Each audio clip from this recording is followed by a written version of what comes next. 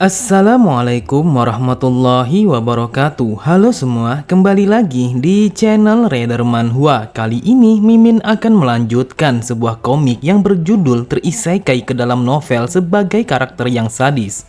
Dan apabila kalian masih bingung dengan alur ceritanya, kalian bisa cek deskripsi atau langsung saja menuju playlist yang ada di halaman channel ini untuk memulainya dari part 1.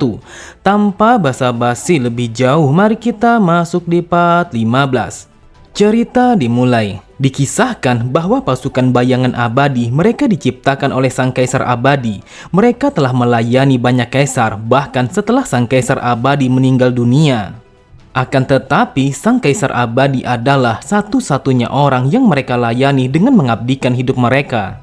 Mereka telah menunggu munculnya seseorang penerus kaisar abadi yang sebenarnya untuk memimpin mereka semua. Mendengar cerita itu, Zion pun bertanya kepada mereka apakah yang mereka maksud bahwa Zion adalah seorang penerus dari sang kaisar abadi. Terry pun berkata, "Wahai pangeran muda, saya mohon Anda jangan menyangkalnya. Bukankah pedang yang Anda gunakan adalah pedang Eklasia?" Faktanya adalah bahwa sampai saat ini pedang Eklasia hanya akan menerima sentuhan dari sang kaisar abadi. Dan hal itu sudah diketahui oleh pasukan bayangan. Lalu karena Anda yang telah menggunakan pedang mematikan itu, jadi jika Anda menyangkalnya justru membuatnya akan semakin aneh. Zion pun berpikir sangat menyenangkan mendapatkan pasukan bayangan yang berusia ribuan tahun lebih mudah daripada yang aku kira. Akan tetapi mata mereka yang mempesona dan juga bercahaya sedikit memberatkanku. Kemudian Zion berkata, "Aku akan memberikan kalian daftar. Pastinya kalian tidak akan menganggap bahwa iblis yang kalian lihat adalah satu-satunya iblis yang menyusup di antara pasukan bayangan. Daftar yang aku berikan mengandung nama-nama iblis yang telah mengintai tempat ini. Jadi kalian harus mengingatnya dan juga tetap waspada." Lalu Zion meminta kepada Terry untuk menjelaskan situasi yang terjadi kepada pasukan bayangan. Terry pun berkata, "Ada satu masalah yang membuat kami menjadi khawatir dan terbukti menyusahkan. Belum lama ini Putri Diana telah menemukan salah satu cabang kami. Saya tidak tahu bagaimana Putri Diana mengetahui keberadaan mereka, tetapi sejak itu Putri Diana telah menggali dengan gigih untuk mendapatkan pasukan bayangan. Biasanya dalam kasus ini kami mengabaikan para cabang yang seperti memotong ekor, namun untuk hal ini kami tidak bisa melakukannya. Karena kami adalah pasukan elit yang begitu kecil, maka kami saat ini sangat kekurangan jumlah pasukan. Saat kami menguji Anda, kami terpaksa harus menggunakan para golem karena kami tidak memiliki kekuatan yang mumpuni. Dalam situasi yang semacam ini, jika kami mengabaikan para cabang, maka hal ini akan berdampak terhadap kapasitas untuk mengumpulkan intelijen kami. Kami membutuhkan waktu untuk menghapus jejak dan juga mengevakuasi semua orang yang berada pada wilayah cabang. Namun yang menjadi masalah adalah bahwa pasukan Putri Diana akan melakukan penyerangan sebelum kami bisa melakukannya." Sambil tertawa Zion berkata, "Jadi yang kau maksud adalah kau membutuhkan seseorang untuk mengulur waktu. Tetapi kau tidak perlu khawatir karena aku memiliki seseorang yang sangat sempurna untuk membersihkan para sampah-sampah itu." Ketika hari sudah semakin malam, terlihat beberapa orang berjubah hitam telah berlari dengan sangat cepat untuk menuju ke sebuah cabang yang dimiliki oleh pasukan bayangan. Namun mereka tidak menyadari bahwa di malam itu adalah hari di mana mereka bisa menghirup napas terakhir mereka. Karena pada sisi yang lain, di bawah sinar rembulan itu, Lucina telah mengintai mereka dari kejauhan dan bersiap untuk menghabisi mereka semua. Pada keesokan harinya, Zion pun telah menikmati kopi panasnya bersama Terry di dalam istananya. Tidak lama kemudian, terlihat Lucina yang berlari dengan riang gembiranya sambil menyapa kepada Zion. Lalu setelah ia melihat Terry, Lucina bertanya apakah Zion telah mendapatkan budak yang lain selama ia tidak berada di sisinya. Zion sama sekali tidak menghiraukan perkataannya, akan tetapi Zion langsung bertanya ke intinya apakah Lucina telah berhasil melakukan tugasnya. Dengan santainya Lucina berkata, "Aku sudah membunuh mereka semua dan aku telah membinasakan mereka seperti yang kau perintahkan dan aku juga telah meninggalkan sebuah jejak." Lalu Lucina bertanya apakah memang perlu meninggalkan sebuah jejak dan apakah mereka akan tertipu dengan hal yang seperti itu. Zion berkata, Diana Agnes adalah seseorang yang begitu sinis. Dia tidak akan percaya begitu saja meskipun ia telah melihat dengan kedua matanya. Orang yang berpikir kalau dirinya pintar tidak akan pernah mendengarkan orang lain. Dia akan fokus pada 1% kebohongan daripada 99% kebenaran yang begitu jelas di depan matanya. Saat mendengar Terry yang bertanya apakah jejak itu akan tertuju kepada pangeran ketiga, Zion pun hanya tersenyum. Ia berkata, memang benar kalau aku akan menjebak pangeran ketiga. Lagi pula hubungan mereka saat ini sangatlah tidak baik, jadi akan efektif untuk mengaburkan alasannya. Lalu Zion bergumam, hal ini akan berguna ketika aku memutuskan untuk melenyapkan pangeran ketiga di masa depan nanti. Dan ini akan menjadi titik awal dalam memanipulasi demi keuntunganku. Kemudian Zion pun melanjutkan meminum kopinya itu. Lalu ia menyadari bahwa rasanya sangatlah berbeda dari yang biasanya. Ia pun bertanya kepada Frido siapa yang telah menyeduh kopi itu. Frido pun mengatakan bahwa yang menyeduh kopi itu adalah seorang pelayan baru yang ditugaskan di dalam istana Anda. Mendengar itu, Zion berpikir pelayan baru yang lainnya, apakah mereka telah menaruh seorang mata-mata yang lainnya untuk mengawasi pergerakanku. Lalu Zion melemparkan pandangannya kepada Terry yang berada tepat di hadapannya. Seakan tahu apa yang dimaksud oleh Zion, Terry pun berkata, saya akan menggali latar belakang dari para pelayan yang baru saja bekerja di dalam istana ini. Zion bergumam, sejujurnya aku sama sekali tidak peduli dengan mereka atau siapapun mereka. Bahkan sekuat apa mereka semua, karena itu sama sekali tidak akan bisa melawanku. Di tempat yang berbeda, terlihat dua orang yang tidak dikenal telah bertemu di dalam hutan yang tidak jauh dari istana kekaisaran. Wanita itu berkata, ini sangatlah menarik, kau sama sekali tidak tertangkap dengan hanya menggunakan wajah yang seperti itu. Tetapi aku begitu penasaran, kenapa kau ingin bertemu dengan cara yang seperti ini? Bukankah jadwal pertemuan kita telah ditentukan dalam beberapa waktu? Orang berjubah itu berkata, aku telah kehilangan komunikasi dengan Dikarne. Aku merasa mungkin saja kalau dia telah mati. Mendengar informasi itu, wanita itu begitu heran. Ia bertanya-tanya bagaimana hal itu bisa terjadi secara tiba-tiba. Orang berjubah itu kembali berkata, aku masih mencari tahu tentang kebenaran ini. Namun bukan hanya itu saja, bahkan komunikasi beberapa bawahan kita telah terputus yang seolah-olah kalau kita telah diburu. Aku sangat curiga terhadap Zion Agnes karena selain Dikarne, sebagian orang yang terputus adalah orang-orang yang dekat terhadap Zion Agnes. Wanita itu berkata, apakah yang kau maksud adalah pangeran yang terbuang itu? Mungkin ada baiknya kalau kita langsung saja memeriksa manusia itu. Lalu sebelum ia pergi, lelaki berjubah itu mengatakan kalau situasi ini akan ia serahkan sepenuhnya kepada wanita itu. Dan ia begitu berharap kalau wanita itu akan membereskan masalah ini dengan secepat mungkin. Wanita itu hanya tertawa. Ia berkata, memeriksa kediaman pangeran yang terbuang, mungkin hal ini akan menjadi semakin menarik. Di tempat yang berbeda, pada kediaman Diana Agnes, terdengar pelayannya mengatakan bahwa pasukan ke-6 yang menuju kepada sebuah cabang pasukan bayangan telah dibinasakan. Mendengar laporan itu, sontak Diana sangatlah marah, matanya terbelalak sampai-sampai gelas yang ia gunakan telah pecah begitu saja akibat tidak mampu menahan kekuatannya. Dengan tawa sinisnya Diana berkata, apakah kau baru saja mengatakan bahwa pasukan ke-6 telah dibinasakan? Lalu ia berpikir pasukan Agracia adalah salah satu kelompok militer yang terbaik di dalam kekaisaran dan mereka memiliki tingkat tertinggi di antara divisi yang ahli. Namun aku begitu penasaran, bahkan bukan cedera yang disebabkan oleh pertempuran jarak dekat, akan tetapi mereka semua telah dibinasakan. Kemudian Diana bertanya bagaimana dengan cabang pasukan bayangan yang telah mereka temukan. Pelayannya kembali berkata, secara logika jika pihak kita dibinasakan, maka bisa dipastikan kalau di pihak mereka akan mengalami kehancuran yang sebanding. Akan tetapi, dengan menilai dari bukti yang tertinggal di tempat itu, ada sebuah dugaan bahwa pasukan ke-6 mereka tidak berhasil untuk masuk ke dalam bangunan itu. Jejak dari pertarungan sengit dan juga para mayat dari pasukan ke-6 telah ditemukan tepat di hadapan bangunan itu. Jadi bisa disimpulkan kalau mereka telah kehilangan nyawa mereka tepat di sana melawan musuh. Dengan kesalnya Diana berkata, apakah markas cabang itu adalah sebuah jebakan? Mana mungkin seseorang yang pintar sepertiku akan masuk ke dalam perangkap mereka? Lalu pelayan itu melanjutkan kata-katanya, kami menemukan sihir darah yang tertinggal di tempat itu. Dan kami menerima sebuah informasi bahwa wanita yang belakangan ini bergabung di bawah Pangeran Zion telah menggunakan sihir darah. Dia adalah wanita yang terlihat bersama Pangeran Zion ketika mereka berada di dalam istana kekaisaran, dan dia adalah satu-satunya seorang blood magic yang terlihat di dalam ibu kota. Diana berkata, menurut bukti yang tidak langsung, seharusnya memang benar bahwa ini adalah perbuatan Zion dan juga wanita itu. Kemudian Diana berpikir, tetapi bukankah hal ini terlalu sesuai? Yang seolah-olah kalau mereka secara terang-terangan memberitahuku untuk curiga kepada Zion. Lantas mengapa Zion menargetkan pasukan Agracia?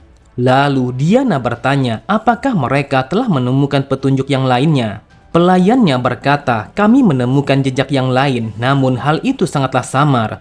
Di antara sihir darah dan juga teknik elemen, kami menemukan bekas teknik pemanggilan. Seketika itu juga Diana berkata, orang yang menggunakan teknik pemanggilan adalah tersangka yang sesungguhnya. Jadi saat ini siapa lagi di ibu kota seseorang yang cukup kuat untuk membinasakan kelompok keenam? Terlihat Diana begitu terkejut ketika pelayannya yang mengatakan bahwa orang itu adalah Regan Ursela yang berada di bawah kendali pangeran ketiga. Sontak Diana sangatlah marah, ia berkata, dasar bajingan, apakah seperti ini caramu untuk bertindak? Cerita kembali berpindah. Setelah menyelesaikan pertemuannya bersama Terry, Zion pun kembali pergi untuk menuju kepada suatu tempat.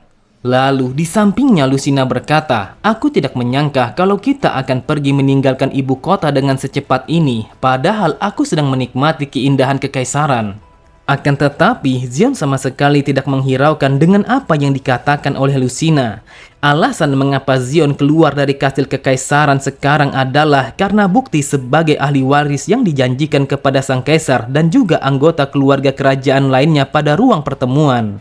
7 bencana yang ada di kekaisaran yang masing-masing merupakan tingkat bahaya yang tidak dapat diselesaikan tanpa campur tangan yang sangat kuat dari kekaisaran. Lalu para keluarga kerajaan ingin menyelesaikan salah satu dari 7 bencana besar itu sebagai ujian pembuktian kepada Zion. Kemudian sesampainya di tempat itu ia telah disambut oleh para warga. Mereka berbisik satu sama lain. Mereka berkata, apakah yang dimaksud adalah kalau mereka berdua akan menyingkirkan salah satu dari 7 bencana itu? Aku yakin kalau mereka sudah gila. Melihat keributan itu, Lucina hanya tertawa. Ia bertanya kepada Zion, apakah boleh ia membunuh mereka semua karena mereka telah berkata yang tidak pantas kepada Zion. Lalu Regan berkata, apakah Anda akan berangkat sekarang juga? Namun aku rasa kekuatan Anda sepertinya tidak akan cukup untuk menghadapi bencana itu. Tetapi jika Anda memberitahuku, maka aku akan melakukan apapun untuk Anda dan juga memastikan kalau misi ini akan sukses. Di saat itu, Zion teringat dengan apa yang dikatakan oleh Terry. Terry mengatakan bahwa Regan telah curiga dengan sumber kekuatan yang dimiliki oleh Pangeran Zion. Zion pun bergumam, apakah dia ke sini hanya untuk melihatnya secara langsung?